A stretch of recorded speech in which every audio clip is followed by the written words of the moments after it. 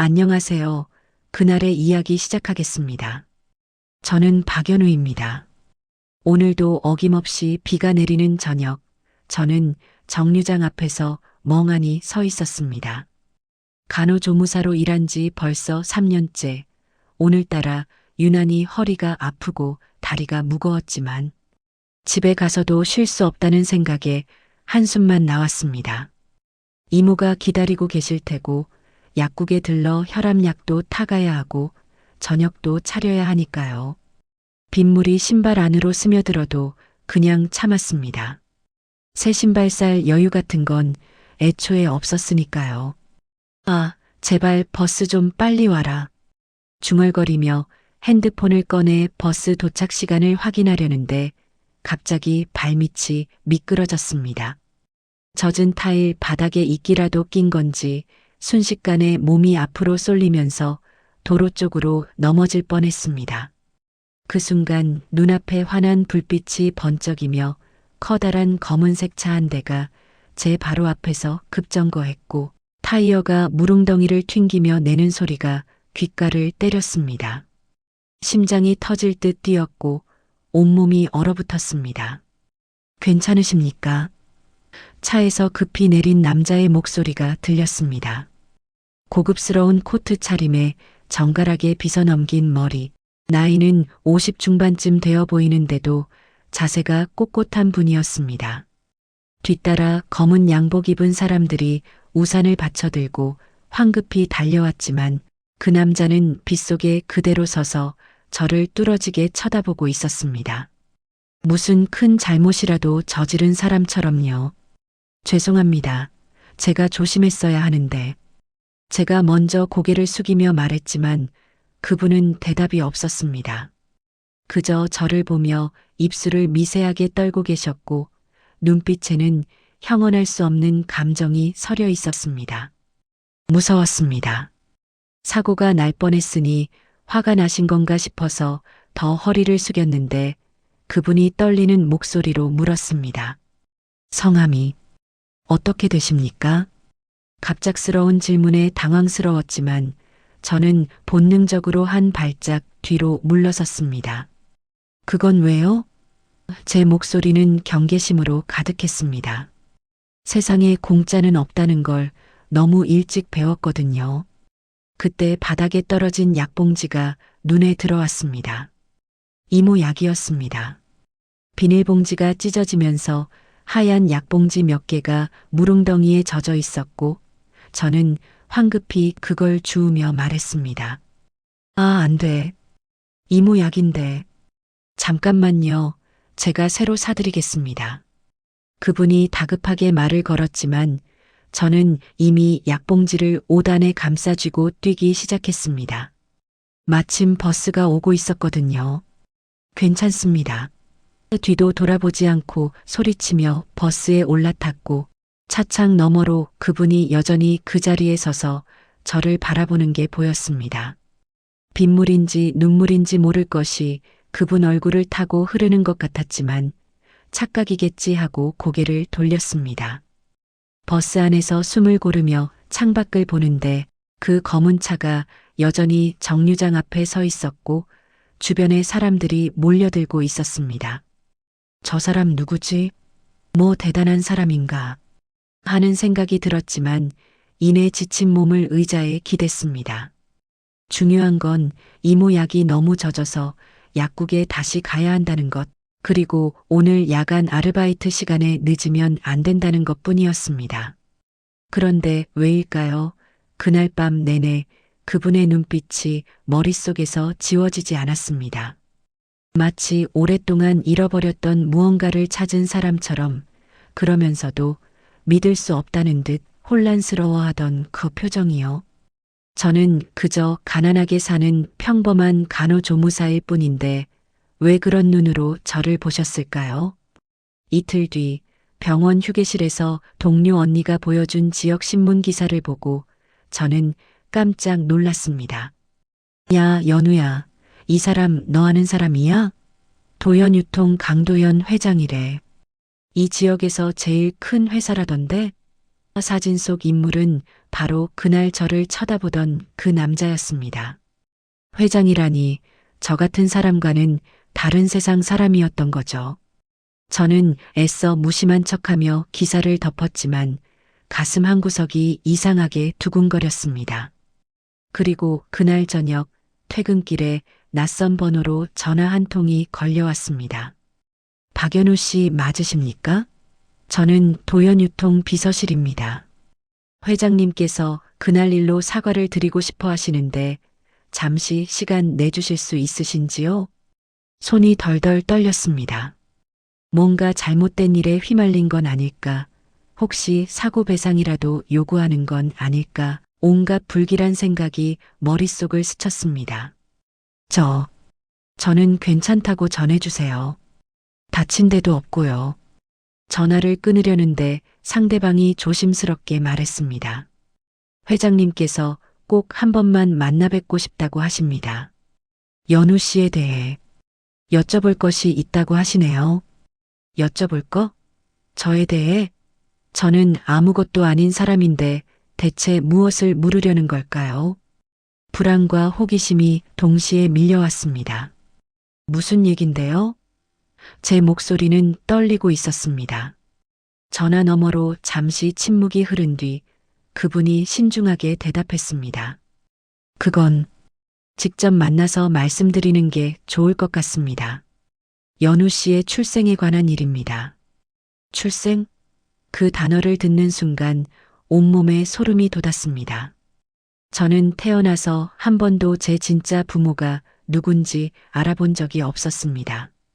이모는 항상 넌 버려진 아이야. 그냥 받아들이고 살아라고만 했고 저도 그게 제 운명인 줄 알고 체념하며 살았거든요.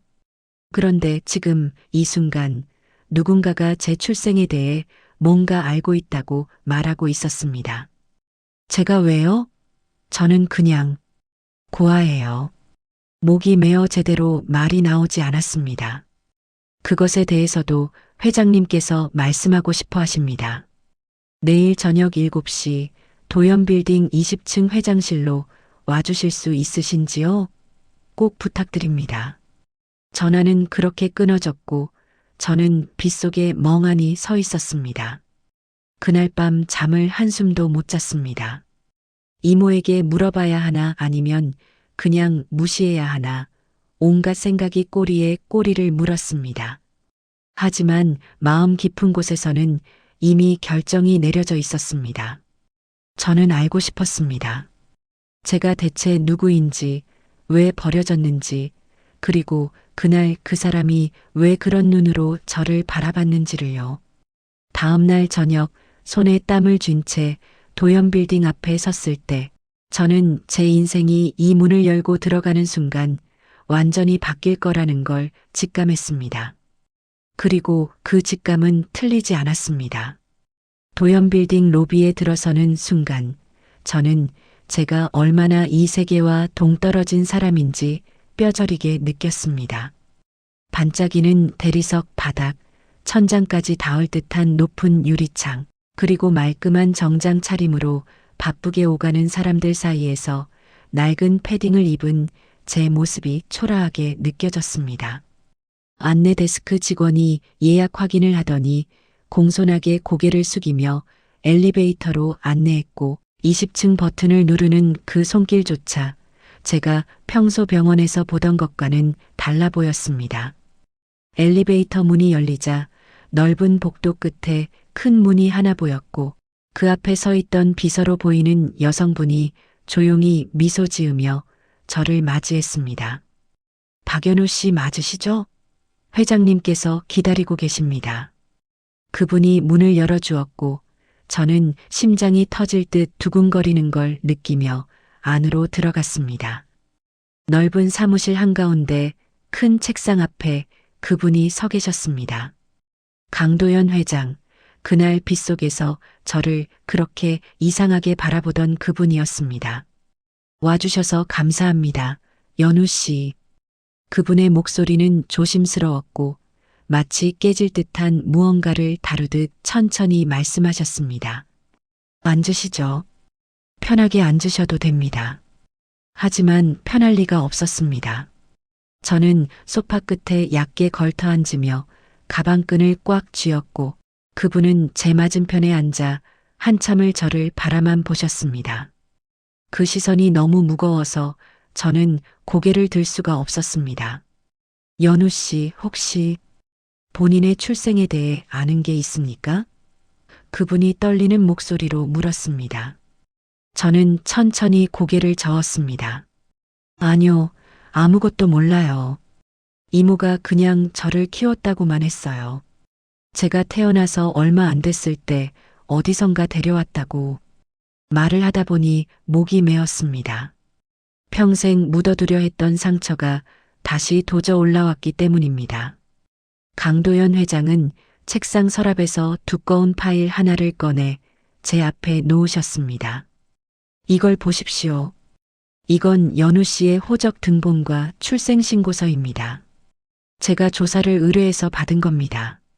저는 떨리는 손으로 서류를 펼쳤고 그 안에 적힌 내용을 보는 순간 온몸이 얼어붙었습니다. 출생신고일은 제가 태어난 지 3개월이 지난 후였고 출생지는 미상, 친부모라는 텅 비어 있었습니다.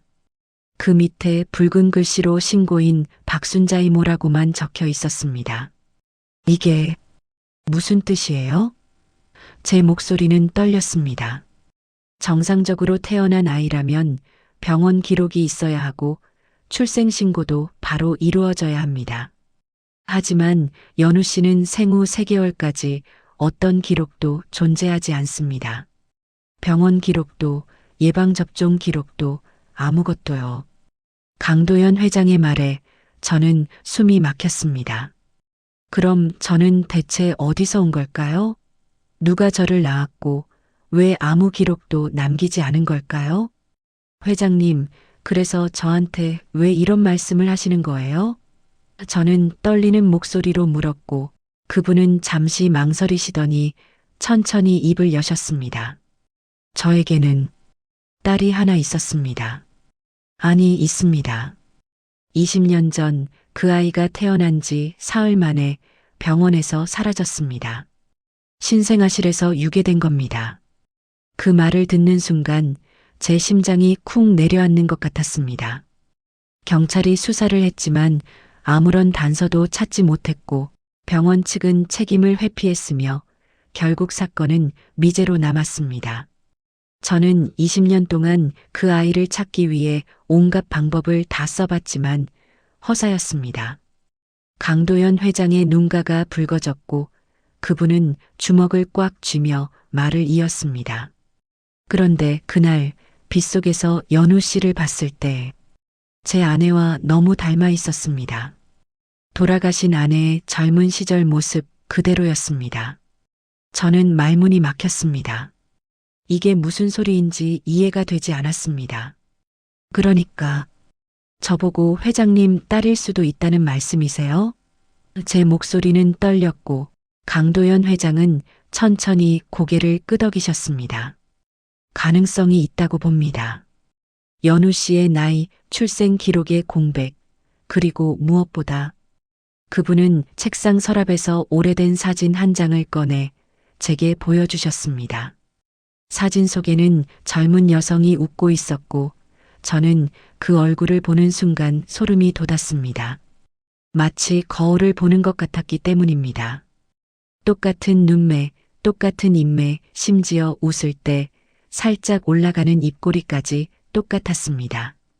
이분이 회장님 부인이셨어요? 제 목소리는 떨렸고 강도연 회장은 슬픈 눈으로 고개를 끄덕이셨습니다. 네, 제 아내 서윤이입니다. 딸을 잃은 슬픔을 이기지 못하고 5년 전에 세상을 떠났습니다. 저는 사진을 손에 쥔 채 멍하니 앉아 있었습니다. 이 모든 게 너무 갑작스러웠고 현실처럼 느껴지지 않았습니다. 하지만 증거가 없잖아요. 그냥 닮았다는 것만으로는. 제 말에 강도연 회장은 다시 파일을 펼치며 말했습니다. 그래서 더 조사를 했습니다. 그런데 이상한 점을 발견했습니다.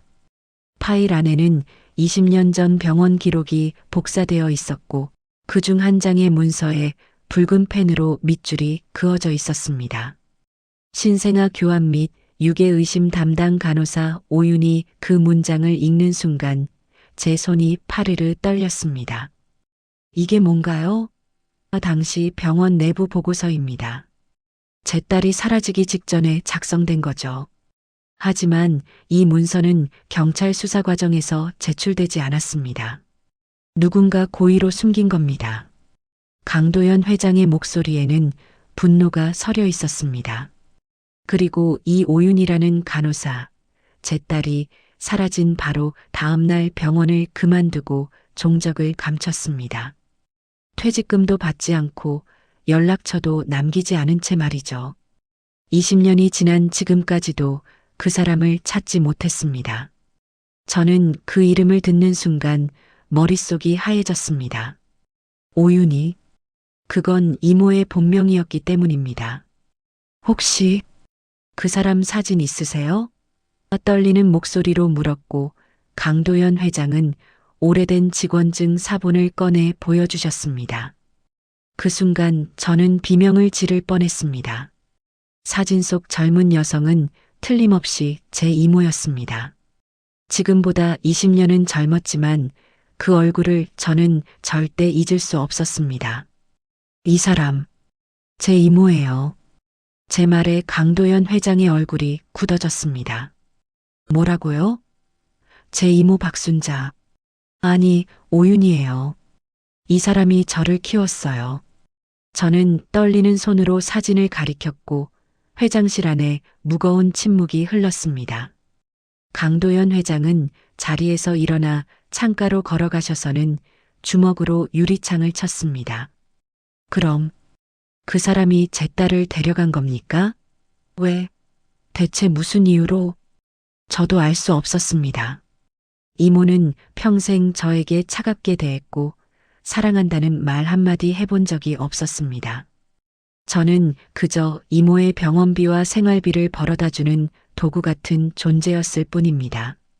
이모는 저한테 아무 말도 안 했어요. 그냥 버려진 아이라고만 했어요. 제 목소리는 눈물로 떨렸고 강도연 회장은 다시 제 앞에 앉으며 조심스럽게 말했습니다. 연우 씨, 유전자 검사를 해봅시다. 그것만이 확실하게 진실을 밝힐 수 있는 방법입니다. 저는 고개를 끄덕였습니다. 이제는 저도 알고 싶었습니다. 제가 정말 이 사람의 딸인지 아니면 그냥 우연히 닮은 남인지를요. 하지만 한 가지 더 보여드릴 게 있습니다. 강도연 회장은 작은 상자를 꺼내 열었고 그 안에는 낡은 은목걸이가 들어 있었습니다. 이건 제가 딸이 태어난 날 선물한 목걸이입니다. 뒤, H라고 각인되어 있죠. 도연, 제 이름의 이니셜입니다. 그런데 그분이 저를 바라보며 말했습니다. 연우 씨가 그날 목에 하고 있던 목걸이, 그것과 똑같은 겁니다. 저는 깜짝 놀라 제 목을 만졌고 평소 늘 하고 다니던 그 낡은 목걸이가 느껴졌습니다. 이건 제가 어릴 때부터 하고 있던 건데 목걸이를 풀어 확인해 보니 정말로 DH라는 작은 글씨가 새겨져 있었습니다. 저는 그게 뭔지도 모르고 그냥 이모가 준 거라 생각하고 하고 다녔던 겁니다. 이게 정말 같은 건가요? 검사를 의뢰했습니다. 같은 공방에서 같은 시기에 제작된 것이 확실합니다. 강도연 회장의 말에 저는 목걸이를 꽉 쥐었습니다. 이제 더는 우연이라 치부할 수 없었습니다. 모든 퍼즐 조각이 맞춰지고 있었고 저는 제가 누구인지 알게 될까봐 두려우면서도 간절했습니다. 검사 결과가 나오기까지 일주일 정도 걸립니다. 그동안 이모분께 물어보실 생각은 없으십니까? 강도연 회장의 질문에 저는 고개를 저었습니다. 이모는 지금 많이 아프세요. 그리고 물어봐도 대답 안 하실 것 같아요. 그날 밤 집에 돌아왔을 때 이모는 침대에 누워 계셨고 저를 보자마자 물었습니다. 어딜 갔다 왔어? 저는 평소처럼 일 끝나고 좀 걸었어요 라고 대답했지만 마음속으로는 수천 가지 질문이 소용돌이치고 있었습니다. 이모, 당신은 대체 누구세요? 왜 저를 데려왔어요? 그리고 제 진짜 아빠는 지금 저를 찾고 있는데 왜 평생 거짓말을 하신 거예요? 하지만 그 질문들은 입 밖으로 나오지 않았습니다. 대신 저는 조용히 이모의 약을 챙겨드리고 제 방으로 들어가 목걸이를 바라보며 눈물을 흘렸습니다. 일주일 후면 모든 게 밝혀질 것입니다. 그리고 그때 제 인생은 완전히 달라질 것입니다. 유전자 검사를 하고 난 뒤 사흘째 되는 날 저는 병원 일을 하면서도 제대로 집중할 수가 없었습니다. 환자분들의 말씀이 귀에 들어오지 않았고 손에 쥔 체온계가 떨려서 제대로 재지도 못했습니다. 연우야, 너 오늘 왜 그래? 어디 아파? 선배 간호사 언니가 걱정스럽게 물었지만 저는 그냥 괜찮다며 고개를 저었습니다. 말할 수 없었습니다. 제가 지금 겪고 있는 일을 누가 믿어주겠습니까? 점심시간에 휴대폰을 확인하니 강도연 회장 비서실에서 문자가 와 있었습니다. 연우 씨, 회장님께서 오늘 오후 3시에 잠깐 뵙고 싶다고 하십니다. 급한 용건이라고 하시네요. 아직 검사 결과가 나올 시간이 아닌데 무슨 일일까 싶어 가슴이 철렁 내려앉았습니다. 저는 부랴부랴 조퇴를 신청하고 도연빌딩으로 향했고 엘리베이터를 타고 20층에 올라갔을 때는 온몸에 식은땀이 흐르고 있었습니다. 회장실 문을 열고 들어가니 강도연 회장은 책상 앞에 서서 뭔가를 골똘히 들여다보고 계셨고 제 발소리를 듣자마자 고개를 들었습니다. 연우 씨, 와주셔서 고맙습니다.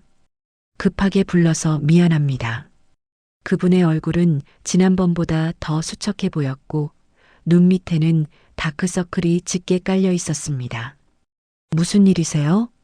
저는 조심스럽게 물었고 강도연 회장은 책상 위에 서류 한 장을 들어 제게 보여주셨습니다. 어젯밤 제 비서실에서 오래된 파일을 정리하던 중에 이걸 발견했습니다.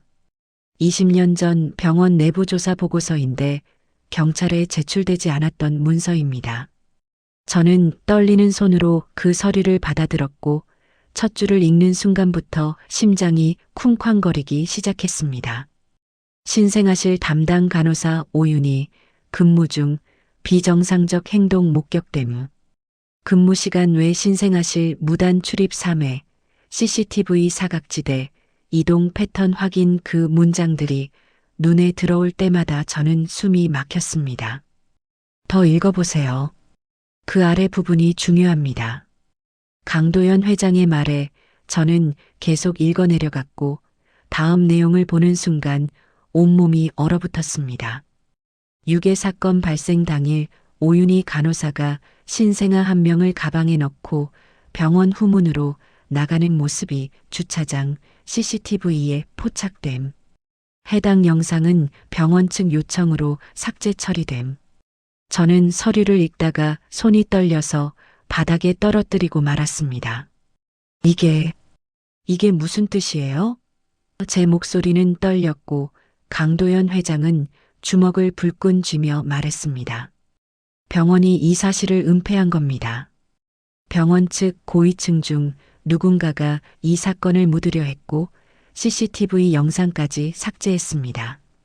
왜냐하면 병원 내부에서 신생아 유괴가 일어났다는 사실이 알려지면 병원의 명성에 치명타가 될 테니까요. 그분의 목소리에는 20년 동안 쌓인 분노와 억울함이 가득했습니다. 그럼 이모가 정말 회장님 딸을 데려간 거예요? 저는 믿고 싶지 않았지만 증거는 명확했습니다. 그렇게 보입니다. 하지만 아직 한 가지 더 확인해야 할 게 있습니다. 강도연 회장은 노트북을 열어 오래된 사진 파일 하나를 보여주셨고 화면에는 20년 전 병원 복도 CCTV 영상이 캡처된 사진이 떠올랐습니다. 흐릿한 화질이었지만 간호사 복장을 한 여성이 가방을 들고 황급히 걸어가는 모습이 보였고 그 사람은 틀림없이 젊은 시절의 제 이모였습니다. 이 사진은 어떻게 구하신 거예요? 저는 놀라서 물었고 강도연 회장은 씁쓸하게 웃으며 대답했습니다. 제가 20년 동안 포기하지 않고 찾아다닌 덕분입니다. 병원에서 일했던 경비원 한 분이 은퇴하면서 양심의 가책을 느꼈는지 당시 백업해뒀던 영상 파일을 제게 넘겨주셨습니다. 바로 어제 말이죠. 그분의 눈에는 눈물이 맺혀 있었습니다. 저는 그 사진을 멍하니 바라보다가 문득 한 가지 의문이 들었습니다. 그런데 왜요? 이모가 왜 그런 짓을 한 거예요? 무슨 이유가 있었을까요? 강도연 회장도 그 질문에 대한 답을 찾고 있는 듯 했습니다. 저도 계속 생각해 봤습니다.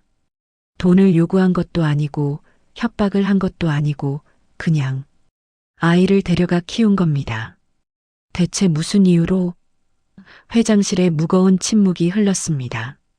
혹시 이모분께 자식이 없었습니까? 강도연 회장의 질문에 저는 고개를 끄덕였습니다.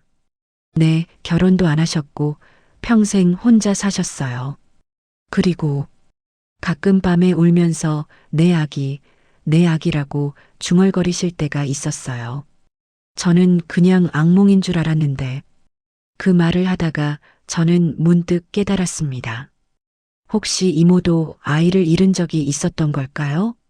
조사를 더 해보겠습니다. 오윤희 씨의 과거 기록을 찾아보면 뭔가 단서가 나올지도 모릅니다. 강도연 회장이 말했고 저는 고개를 끄덕이면서도 마음 한구석이 무너지는 것 같았습니다. 이모가 저를 사랑해 준 적은 없었지만 그래도 저를 키워준 사람이었고 제가 아는 유일한 가족이었는데 이제 그분마저 범죄자가 되어버린 겁니까? 연우 씨, 괜찮습니까? 강도연 회장이 걱정스럽게 물었지만 저는 대답할 수 없었습니다. 그때 회장실 문이 노크되더니 비서가 급하게 들어왔습니다. 회장님, 큰일입니다. 방금 병원 측에서 연락이 왔는데 20년 전 당시 원장이었던 최진수 씨가 어젯밤 자택에서 사망한 채 발견됐다고 합니다. 그 말을 듣는 순간 강도연 회장의 얼굴이 창백해졌습니다. 뭐라고요? 사인은? 경찰에서는 자연사로 보고 있지만 유서 같은 것은 없었다고 합니다. 저는 그 말을 듣고 온몸에 소름이 돋았습니다. 왜 하필 지금이죠? 강도연 회장이 진실을 파헤치기 시작한 바로 이 시점에 당시 원장이 죽다니 이게 과연 우연일까요? 회장님, 이거 너무 이상하지 않나요? 제 말에 강도연 회장도 고개를 끄덕이며 비서에게 지시했습니다. 당장 사설 조사팀을 투입하세요. 최진수 원장의 사망 전후 동선, 만난 사람들, 모든 것을 철저히 조사하세요. 그날 저녁 집에 돌아왔을 때 이모는 평소와 다르게 깨어 계셨고 제 얼굴을 뚫어지게 쳐다보셨습니다. 연우야, 너 요즘 어디 다녀? 이모의 목소리에는 불안감이 가득했습니다. 그냥 일하고 집에 오는데요. 저는 애써 태어난 척했지만 이모는 제 목걸이를 보더니 갑자기 손을 뻗어 그것을 잡아당겼습니다. 이거 어디서 났어? 이모의 손은 파르르 떨리고 있었습니다. 이모가 주신 거잖아요. 제가 어릴 때부터 하고 있던 건데. 제 말에 이모는 고개를 저으며 중얼거렸습니다. 아니야, 이건 안 돼. 그리고는 갑자기 기침을 하기 시작하셨고 저는 황급히 물을 떠다 드렸습니다. 이모, 괜찮으세요? 하지만 이모는 제 손을 뿌리치며 소리쳤습니다. 나한테 묻지 마. 아무것도 묻지 말라고. 그 목소리에는 공포가 가득했습니다. 그날 밤 저는 이모 방문 앞에 서서 안에서 들려오는 소리를 들었습니다. 이모는 누군가와 전화 통화를 하고 계셨습니다. 알아요, 알아. 하지만 이제 더는 못 숨겨요. 그 사람이 다 알아냈어요. 네, 강도연이요. 제발, 제발 저만은 용서해 주세요. 떨리는 목소리로 애원하는 이모의 모습에 저는 가슴이 찢어지는 것 같았습니다. 이모는 대체 누구와 통화하고 있는 걸까요? 그리고 무엇을 숨기고 있는 걸까요? 다음 날 아침, 이모는 침대에서 일어나지 못하셨습니다. 열이 심하게 나고 숨쉬기조차 힘들어 하셨습니다. 저는 급히 119를 불렀고 구급차가 이모를 실어 갔습니다. 병원 응급실에서 의사 선생님은 심각한 표정으로 말했습니다. 폐렴이 심하게 진행됐습니다. 당장 입원해야 하고 상태가 좋지 않으면 위험할 수도 있습니다. 그 말을 듣는 순간 저는 주저앉고 말았습니다. 이모가 중환자실로 옮겨진 후 저는 복도 의자에 앉아 멍하니 창밖을 바라보고 있었습니다. 그때 휴대폰이 울렸고 강도연 회장이었습니다. 연우 씨 유전자 검사 결과가 나왔습니다. 지금 당장 올 수 있습니까? 그 말을 듣는 순간 저는 온몸이 굳어버렸습니다. 드디어 진실을 알게 되는 순간이 온 겁니다. 지금 이모가 위독하세요. 병원에 있어요. 제 목소리는 떨렸습니다. 어느 병원입니까? 제가 지금 갑니다. 30분 후 강도연 회장이 병원에 도착했고 우리는 조용한 상담실에서 마주 앉았습니다. 그분의 손에는 봉투 하나가 들려 있었고 그 안에 제 운명이 담겨 있었습니다. 연우 씨, 결과를 확인하기 전에 한 가지만 말씀드리겠습니다. 이 결과가 어떻든 저는 연우 씨를 도울 겁니다. 약속합니다. 강도연 회장의 목소리는 진심으로 가득했습니다. 저는 떨리는 손으로 봉투를 받아들었고 천천히 서류를 꺼내 첫 줄을 읽었습니다. 유전자 일치율 99.97% 생물학적 부녀관계 확실함. 그 순간 제 눈에서 눈물이 주르륵 흘러내렸습니다. 저는 정말로 강도연 회장의 딸이었습니다. 20년 동안 버려진 아이라고 생각하며 살았는데 사실은 누군가 저를 간절히 찾고 있었던 겁니다. 아빠. 제 입에서 그 단어가 처음으로 나왔고 강도연 회장은 더 이상 참지 못하고 저를 꽉 안아주셨습니다. 미안하다, 연우야. 아빠가 너를 지키지 못해서 정말 미안하다. 20년 동안 쌓인 그리움과 슬픔이 한꺼번에 쏟아져 나왔고 우리는 한참을 그렇게 울었습니다. 하지만 기쁨도 잠시, 저는 문득 중환자실에 누워 계신 이모를 떠올렸습니다. 아빠, 제 이모한테 가야 해요. 물어봐야 할 게 있어요.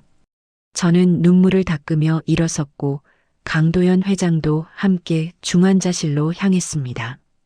유리창 너머로 산소 마스크를 쓰고 누워 계신 이모가 보였고 간호사가 잠깐 면회가 가능하다고 했습니다. 저는 조심스럽게 이모 침대 옆에 다가가 손을 잡았습니다. 이모. 제 목소리를 듣자 이모가 힘겹게 눈을 떴고 제 얼굴을 보더니 눈물을 흘리기 시작했습니다. 연우야. 미안해. 정말 미안해. 이모의 목소리는 거의 들리지 않을 정도로 작았습니다. 이모, 왜 그러셨어요? 왜 저를 데려오신 거예요? 제 질문에 이모는 눈을 감으며 떨리는 목소리로 고백하기 시작했습니다. 나도 딸이 있었어. 똑같이 생긴, 너처럼 예쁜 딸이. 하지만 그 아이는 태어난 지 하루 만에 죽었어. 이모의 고백을 들으며 저는 가슴이 무너지는 것 같았습니다. 그리고 이모는 마지막 힘을 다해 말했습니다. 그날 너를 봤을 때 내 딸 같았어. 그래서 데려왔어. 용서해줘, 연우야. 이모의 손에서 힘이 빠졌고 심전도 기계에서 경보음이 울리기 시작했습니다. 의료진이 황급히 달려왔지만 이미 늦었습니다. 이모는 그렇게 제 손을 잡은 채 눈을 감으셨고 저는 그저 그 손을 놓을 수가 없었습니다. 이모의 장례식이 끝나고 일주일이 지났지만 저는 여전히 현실이 믿기지 않았습니다. 제 성까지 바뀌었고 이제 저는 도연유통회장 강도연의 딸로 살아가게 되었지만 마음 한구석은 여전히 텅 비어 있는 것 같았습니다. 이모는 제게 사랑한다는 말을 단 한 번도 하지 않았지만 그래도 20년 동안 함께 살았던 사람이었고 제가 아는 유일한 가족이었는데 이제는 영영 볼 수 없게 되었으니까요. 연우야, 아침 먹어야지. 몸 상하겠다. 아빠가 조심스럽게 제 방문을 두드리며 말했습니다. 저는 이제 작은 원룸이 아니라 거대한 저택의 넓은 방에서 지내고 있었지만 이 모든 게 낯설고 불편하기만 했습니다. 네, 곧 나갈게요. 저는 힘없는 목소리로 대답하고 거울 앞에 섰습니다. 거울 속에 비친 제 모습은 여전히 박연우였지만 이제는 강연우라는 새로운 사람이 되어야 했습니다. 식탁에는 제가 평생 먹어본 적 없는 화려한 음식들이 차려져 있었고 가정부 아주머니가 공손하게 인사를 건넸습니다. 아가씨, 편하게 드세요. 입맛에 안 맞으시면 다른 거 준비해 드릴게요. 그 말이 오히려 저를 더 불편하게 만들었습니다. 저는 평생 라면이나 김밥으로 끼니를 때우며 살았는데 이렇게 극진한 대접을 받으니 마치 다른 세상에 온 것 같았습니다. 아빠는 제 맞은편에 앉아 조심스럽게 말을 꺼냈습니다. 연우야, 오늘 회사 이사진 회의가 있다. 너를 정식으로 소개하려고 하는데 괜찮겠니? 저는 포크를 든 손을 멈추고 고개를 들었습니다. 저를요? 갑자기요? 20년 동안 잃어버렸던 딸을 찾았으니 당연히 알려야지. 그리고 너는 내 유일한 상속자니까. 아빠의 말에 저는 가슴이 철렁 내려앉았습니다. 상속자라는 단어가 너무 무겁게 느껴졌습니다. 저는 한 달 전까지만 해도 병원비 걱정하며 두 곳에서 일하던 간호조무사였는데 이제는 수천억 원대 기업의 상속자라니 도무지 실감이 나지 않았습니다. 아빠, 저는 아직 준비가 안 된 것 같아요.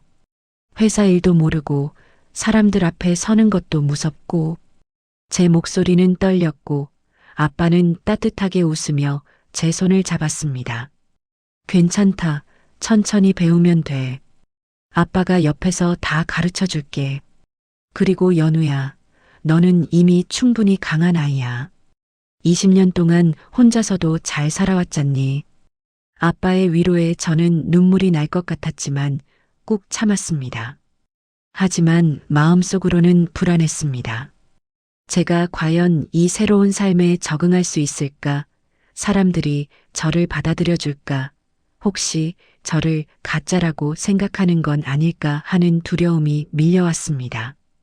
오후 2시 저는 아빠와 함께 도연유통 본사 대회의실에 들어섰고 그곳에는 이미 10명이 넘는 임원들이 자리를 채우고 있었습니다. 모두들 저를 뚫어지게 쳐다보았고 어떤 이는 놀라움을, 어떤 이는 의심을, 또 어떤 이는 경계심을 눈빛에 담고 있었습니다. 여러분, 소개하겠습니다.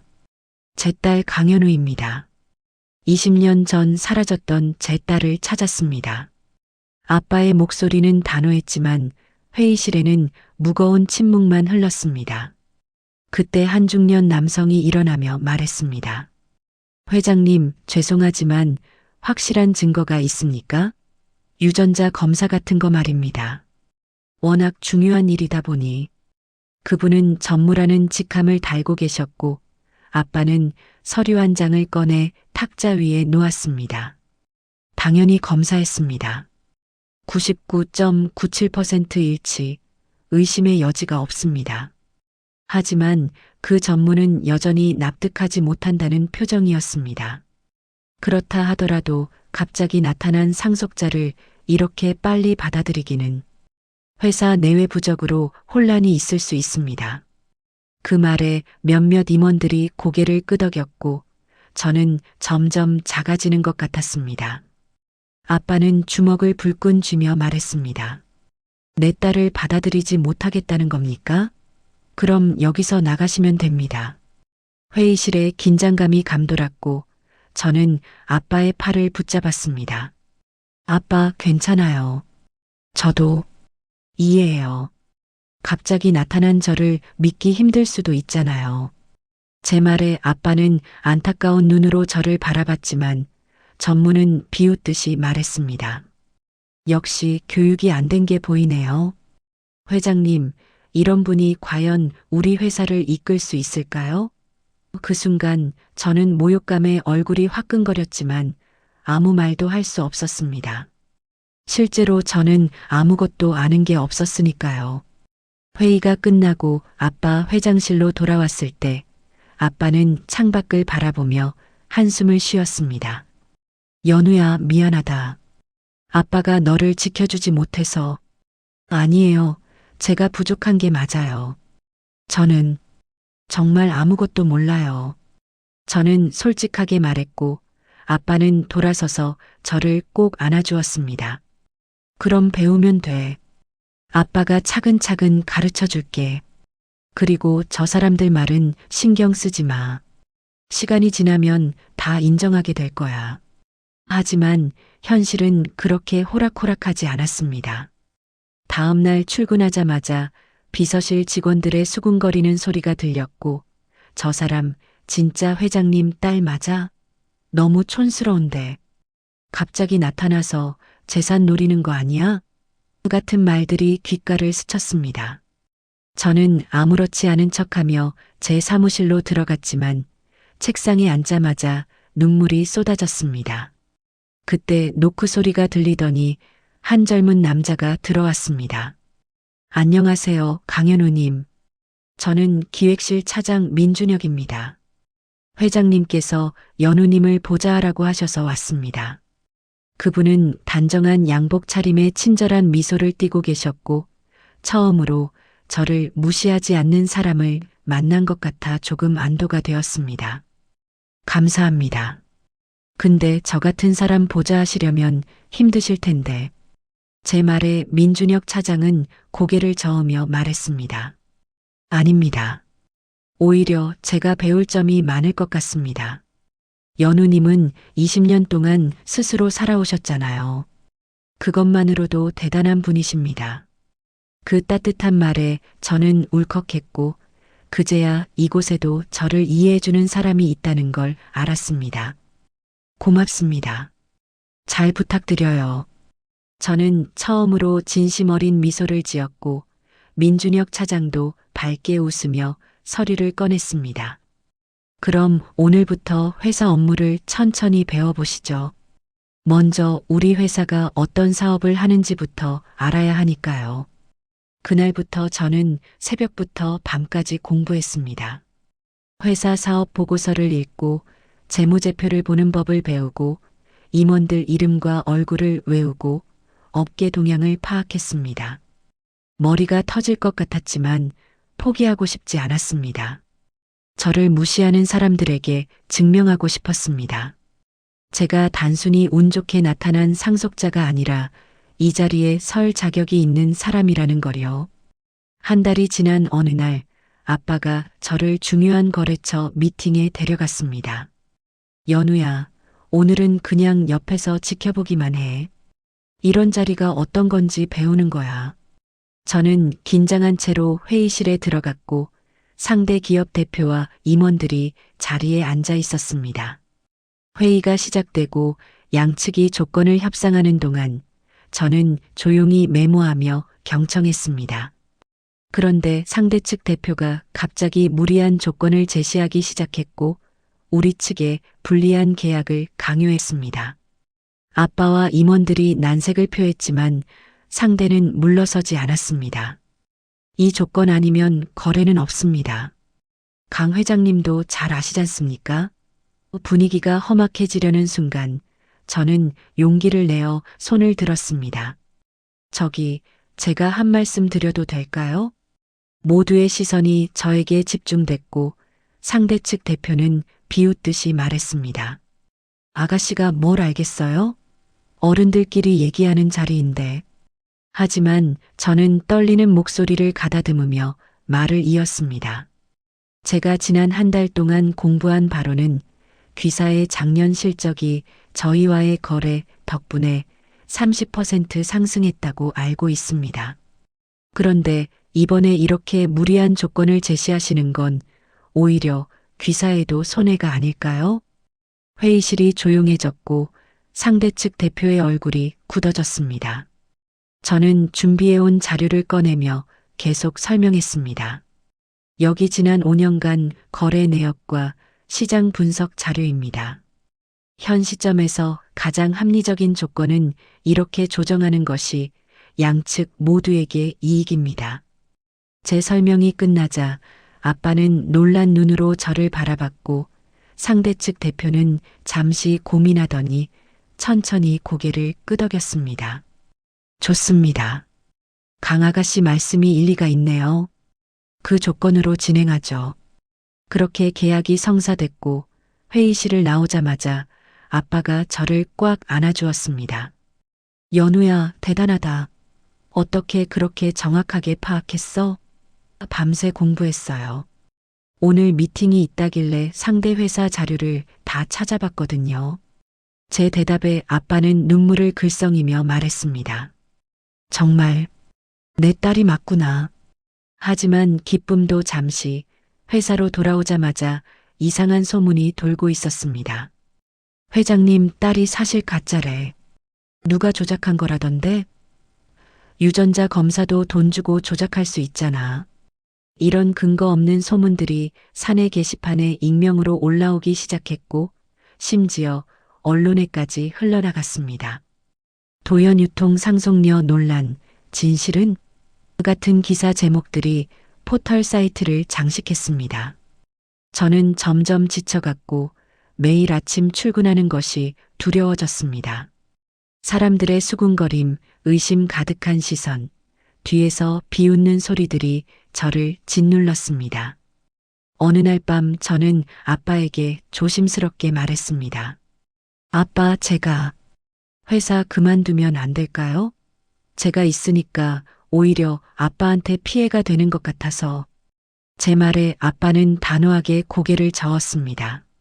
안 돼. 연우야, 내가 포기하면 저 사람들 뜻대로 되는 거야. 너는 내 딸이고 당당하게 이 회사를 이어받을 자격이 있어.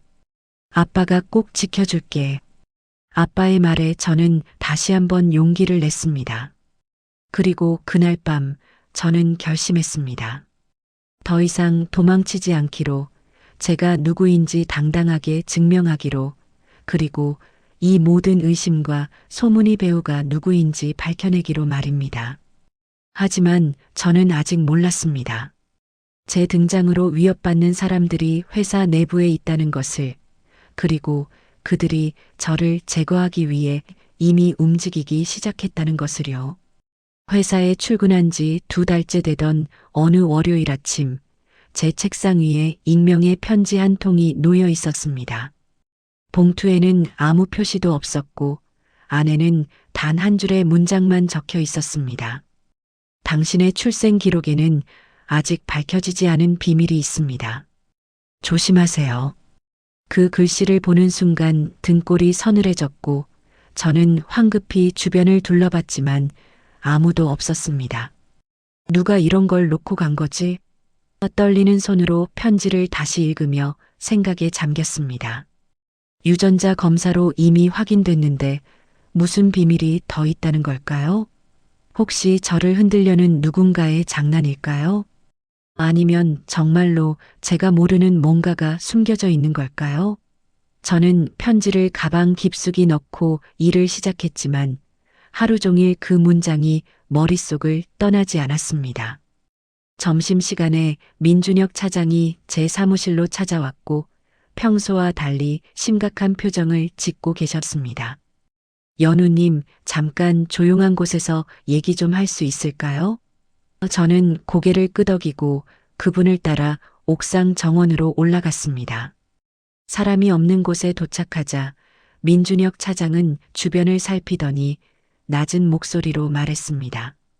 연우님, 회사 내부에서 뭔가 이상한 움직임이 포착되고 있습니다. 이상한 움직임이요? 제 질문에 민준혁 차장은 고개를 끄덕이며 말을 이었습니다. 전무 박종훈, 기억하시죠? 회의 때 연우님을 강하게 반대했던 분이요. 그분이 최근 몇몇 이사들과 은밀하게 모임을 갖고 있고 회장님의 경영권을 흔들려는 움직임을 보이고 있습니다. 그 말을 듣는 순간 제 가슴이 철렁 내려앉았습니다. 결국 제 존재가 아빠에게 위협이 되고 있었던 겁니다. 그 사람들이 저 때문에 그러는 거죠? 제 목소리는 떨렸고 민준혁 차장은 안타까운 표정으로 고개를 끄덕였습니다. 솔직히 말씀드리면 그렇습니다. 연우님이 정식 상속자로 인정받으면 자신들의 입지가 좁아지니까요. 특히 박종훈 전무는 회장님께 후계자로 점찍혔던 사람인데 연우님이 나타나면서 그 꿈이 무너진 거죠. 저는 주먹을 꽉 쥐며 입술을 깨물었습니다. 제가 어떻게 해야 하죠? 저는 막막했습니다. 이제 겨우 회사 일을 배우기 시작했는데 벌써 이런 권력 다툼에 휘말리게 될 줄은 몰랐습니다. 일단은 조심하셔야 합니다. 그리고 회장님께 이 사실을 말씀드리는 게 좋을 것 같습니다. 민준혁 차장의 조언에 저는 고개를 끄덕였고 그날 저녁 아빠에게 모든 걸 말씀드렸습니다. 아빠는 제 이야기를 듣고 나서 한참 동안 침묵하시더니 천천히 입을 여셨습니다. 알고 있었다. 박종훈 그 친구가 움직이고 있다는 거 알고 계셨어요? 그럼 왜 가만히 계시는 거예요? 제 질문에 아빠는 씁쓸하게 웃으며 대답했습니다. 기업이라는 게 원래 그런 거야, 연우야. 권력이 있는 곳에는 항상 그걸 빼앗으려는 사람들이 있지. 하지만 아빠는 너를 지킬 거야. 절대로 저들 손에 너를 넘기지 않을 거야. 하지만 상황은 제가 생각했던 것보다 훨씬 심각했습니다. 며칠 후 갑자기 인터넷에 이상한 글이 올라오기 시작했습니다. 도연유통 상속녀, 실은 사기꾼, 유전자 검사 조작 의혹 제기 같은 자극적인 제목들과 함께 제 과거 사진들이 무차별적으로 퍼지기 시작했고 댓글에는 온갖 악플들이 달렸습니다. 저런 촌스러운 애가 재벌 딸이라고? 웃기네 돈 보고 들러붙은 거 아냐? 저는 그 글들을 보면서 눈물이 났지만 더 이상 울지 않기로 다짐했습니다. 대신 저는 직접 진실을 밝히기로 결심했고 아빠 몰래 기자회견을 준비했습니다. 민준혁 차장에게 도움을 요청했고 그분은 흔쾌히 도와주셨습니다. 연우님, 정말 혼자 하시겠어요? 회장님께 말씀드리는 게. 아니요, 이건 제가 직접 해야 해요. 제 존재를 제가 증명해야죠. 일주일 후 저는 기자회견장에 섰습니다. 수십 명의 기자들이 카메라를 들이대고 있었고 플래시 세례가 쏟아졌습니다. 손은 떨렸지만 저는 미리 준비한 원고를 펼치고 천천히 말하기 시작했습니다. 안녕하십니까? 강현우입니다. 오늘 이 자리에 선 것은 여러분께 제 이야기를 직접 들려드리기 위해서입니다. 제 목소리는 떨렸지만 점점 힘이 실려갔습니다. 저는 20년 동안 제가 버려진 아이라고 믿으며 살아왔습니다. 이모 밑에서 자라며 가난했지만 열심히 일했고 간호조무사로 두 곳에서 일하며 이모의 병원비를 감당했습니다.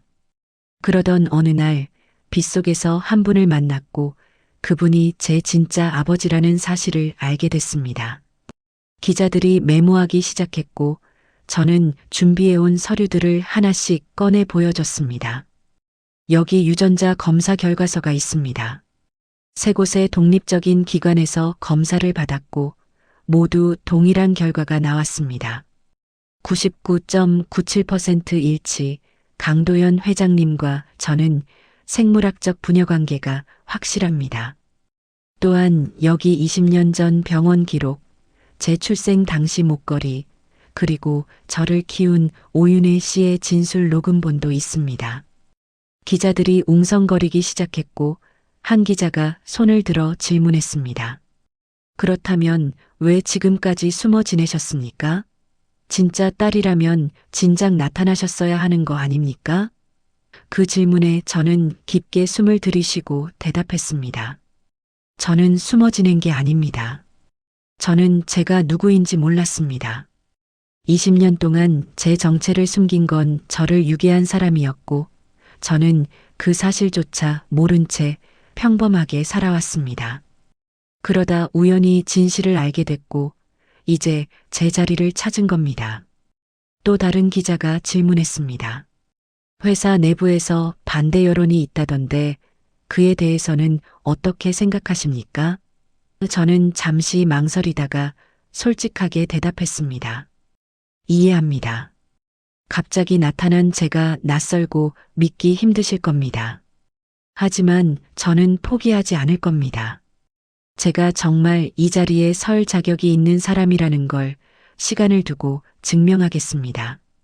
실력으로, 노력으로, 그리고 진심으로 말입니다. 기자회견이 끝나고 저는 회사로 돌아왔는데 아빠가 회장실에서 저를 기다리고 계셨습니다. 화가 나신 줄 알았는데 아빠는 저를 꽉 안아주시며 말했습니다. 잘했다, 연우야. 정말 잘했어. 아빠가 자랑스럽다. 그 말을 듣는 순간 참았던 눈물이 쏟아졌고 저는 한참을 아빠 품에서 울었습니다. 20년 동안 받지 못했던 사랑을 이제야 받고 있다는 생각에 가슴이 벅차올랐습니다. 하지만 그날 밤 예상치 못한 일이 벌어졌습니다. 회사 내부 서버가 해킹당했고 중요한 계약서와 기밀 문서들이 유출됐습니다. 더 충격적인 건 유출된 파일 중에 제 개인정보와 과거 기록들이 포함되어 있었고 그 파일에 접근한 IP 주소가 제 사무실 컴퓨터로 추적됐다는 점이었습니다. 이건 누명이에요. 제가 왜 그런 짓을 하겠어요? 저는 억울함에 소리쳤지만 이사회는 즉시 긴급회의를 소집했습니다.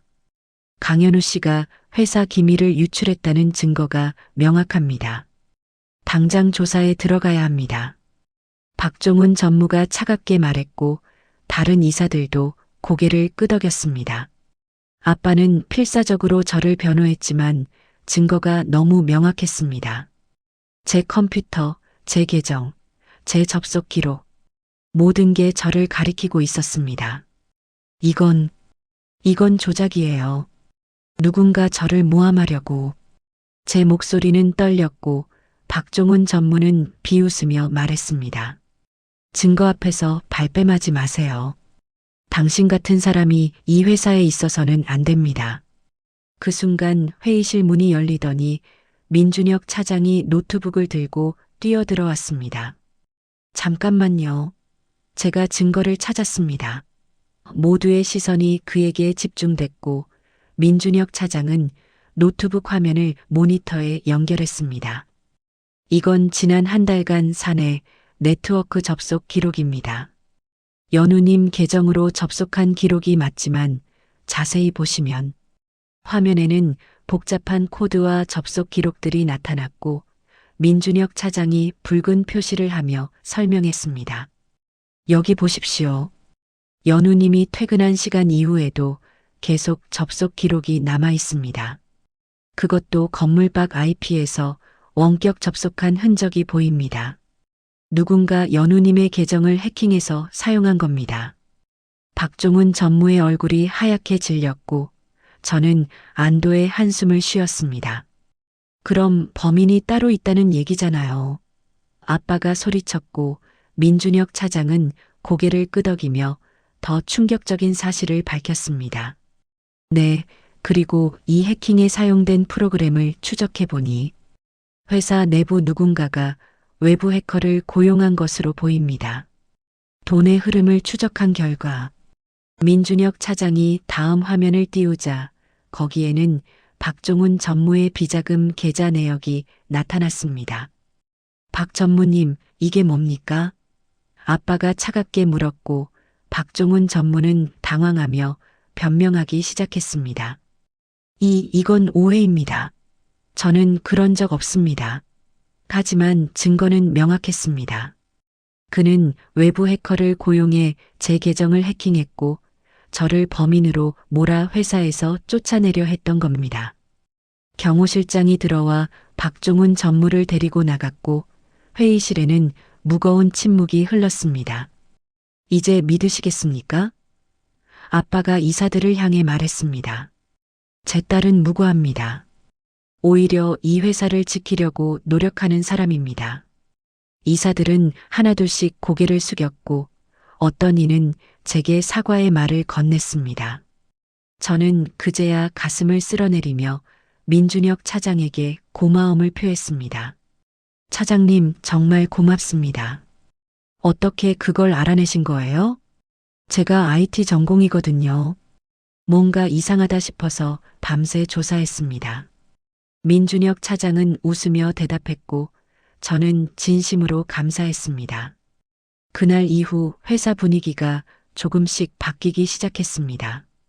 저를 의심하던 사람들이 하나둘씩 인정하기 시작했고 어떤 이들은 먼저 다가와 도움을 제안하기도 했습니다. 한 달 후 저는 처음으로 혼자서 거래처 미팅을 진행했고 성공적으로 계약을 따냈습니다. 아빠는 자랑스러워하며 말했습니다. 이제 정말 내 딸답니다. 이 회사를 맡겨도 되겠어. 하지만 저는 아직 부족하다는 걸 알고 있었고 더 열심히 배우기로 다짐했습니다. 그날 밤 집에 돌아와 거울을 보며 생각했습니다. 이제 저는 더 이상 버려진 아이 박연우가 아니라 당당한 강연우로 살아가고 있구나. 창밖을 보니 비가 내리고 있었고 저는 문득 그날이 떠올랐습니다. 빗속에서 미끄러져 넘어질 뻔했을 때 아빠를 처음 만났던 그날 말이죠. 만약 그날 비가 오지 않았다면, 만약 제가 미끄러지지 않았다면 저는 평생 제가 누구인지 모르고 살았을 겁니다. 운명이란 참 신기한 거구나. 저는 혼잣말처럼 중얼거렸습니다. 다음 날 아침 저는 처음으로 여유로운 마음으로 출근했고 직원들이 밝게 인사를 건넸습니다. 연우님, 좋은 아침입니다. 저도 환하게 웃으며 대답했습니다. 네, 좋은 아침이에요. 이제 저는 알았습니다. 제가 어디서 왔는지보다 중요한 건 제가 어디로 가고 있는지라는 것을, 그리고 저에게는 이제 저를 지켜주는 아빠와 믿어주는 사람들이 있다는 것을요. 회장실로 올라가는 엘리베이터 안에서 저는 목걸이를 만지작거렸습니다. H라고 새겨진 그 작은 목걸이, 20년 동안 저와 함께했던 유일한 단서였던 그것이 결국 저를 진짜 가족에게 데려다 주었습니다. 이제 저는 새로운 인생을 살아갈 준비가 되었습니다. 강연우로서, 도연 유통의 상속자로서, 그리고 무엇보다 강도현 회장의 사랑받는 딸로서 말입니다. 오늘도 그날에 와주셔서 감사합니다.